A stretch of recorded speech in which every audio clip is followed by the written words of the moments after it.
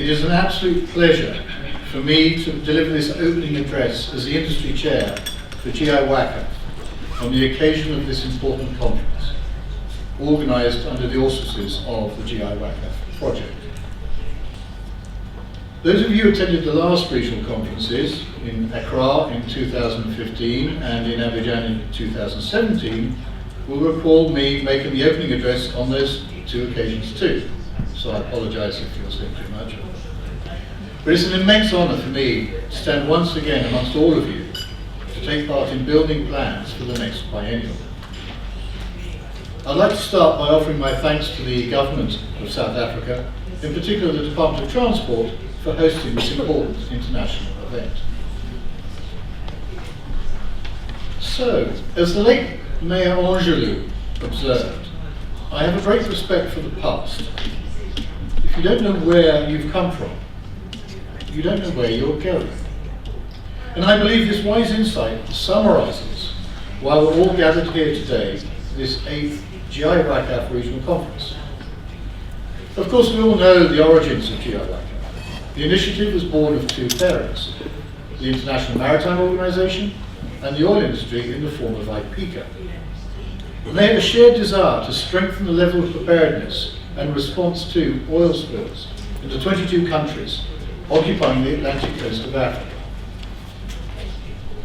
The project is now 13 years old, and since its inception, it has implemented over 120 technical cooperation activities with a total participation of nearly 6,000 delegates. And all that effort has had a positive result on the status of oil spill preparedness and response, which has improved immeasurably in the region in those 13 years.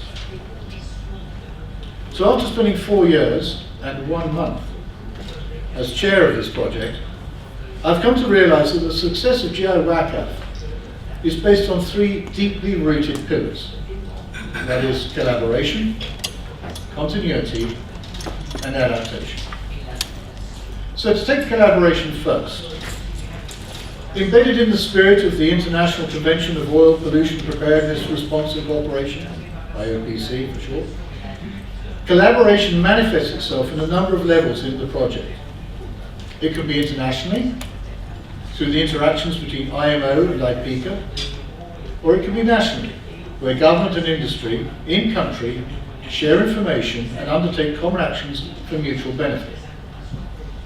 Indeed, I cannot stress enough the importance of government and industry focal points of the project, who drive the agenda and support the implementation of activities.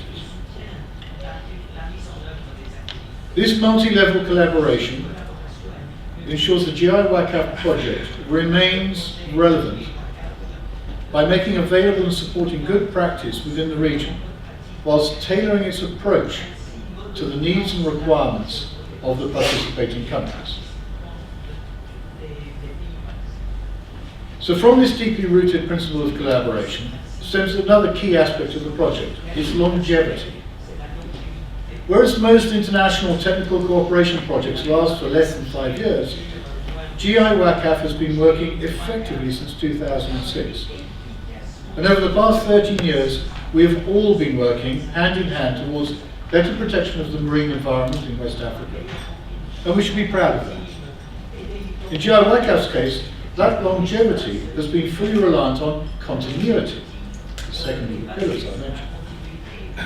GI-WACAF has been a fellow passenger on many a country's journey in building their national capabilities, from the initial elements of oil spill preparedness to the more advanced response activities.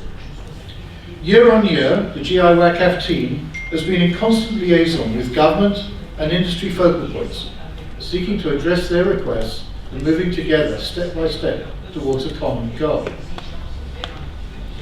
However, collaboration and continuity themselves would not be sufficient without the third pillar of success for GI-WACAF, its adaptability. Adaptation is the key, and the project has developed the necessary flexibility to respond to the changing needs of the participating countries and of industry. It was acknowledged during the regional conference in Accra in 2015 that the rate of preparedness and response development varied significantly between individual countries. This was driven in the most part by the maturity of their respective hydrocarbon industries.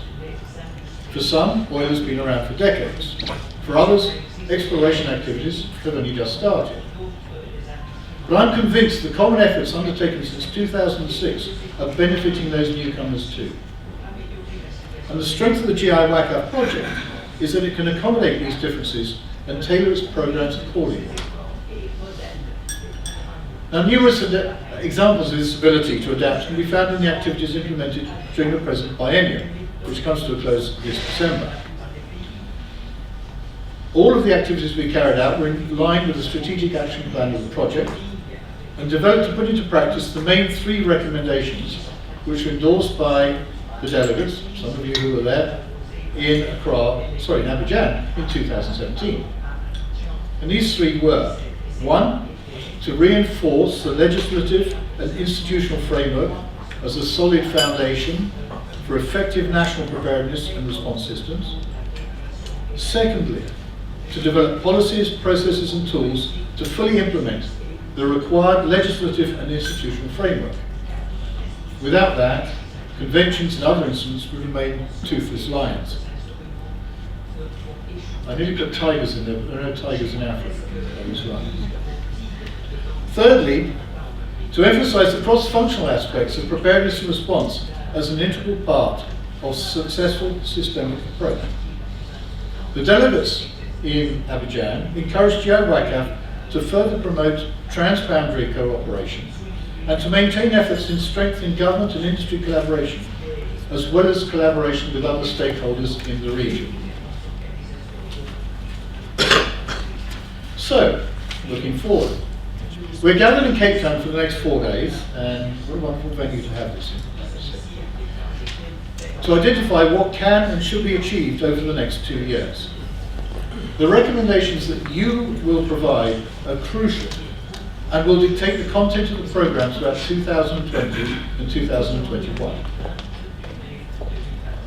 So to achieve this, the conference will focus on a number of key areas, including, and I give 3 examples here. 1, legislation.